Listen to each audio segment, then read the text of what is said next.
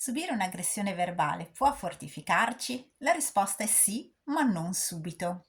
Sì, perché quando un'aggressione colpisce un nostro punto debole, facendoci star male, vergognare o facendoci sentire incapaci, ci dice anche che lì c'è una nostra vulnerabilità e che se vogliamo renderci più forti e meno sensibili agli attacchi, dobbiamo capire quale sia e lavorarci sopra.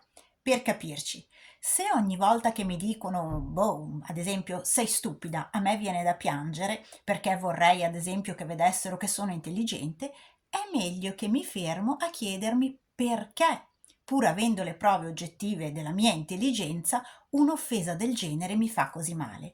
E riflettendoci sopra, magari scopro che in fondo ho sempre paura di non essere all'altezza e quindi ho troppa necessità dei riscontri positivi degli altri per sentirmi davvero intelligente. Allora vedete che il mio aggressore va a segno perché si allea con una parte di me che, per così dire, la pensa un po' come lui e si aspetta che qualcuno confermi che io non valgo niente. Chiaro allora che se prendo coscienza di questo mio nervo scoperto e inizio a guardarmi in maniera oggettiva, facendo dipendere la mia autostima dai risultati reali più che dalle opinioni altrui, allora diventerò più forte e meno attaccabile. Ma appunto non subito, perché questo processo richiede tempo. Quel che ho detto, sia chiaro, non significa che dobbiamo essere felici quando ci aggrediscono, anzi, proprio no.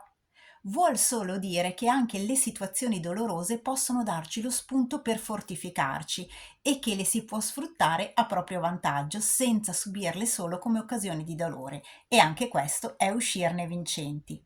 Quindi difendersi vuol dire diventare col tempo meno vulnerabili agli attacchi, meno sensibili ai colpi che ci vengono inferti. Ribattere invece vuol dire rispondere a tono, ma anche quest'ultima capacità si può acquisire con l'esercizio, è vero, ma diventa più facile da praticare man mano che ci fortifichiamo, eliminando appunto i nostri punti deboli.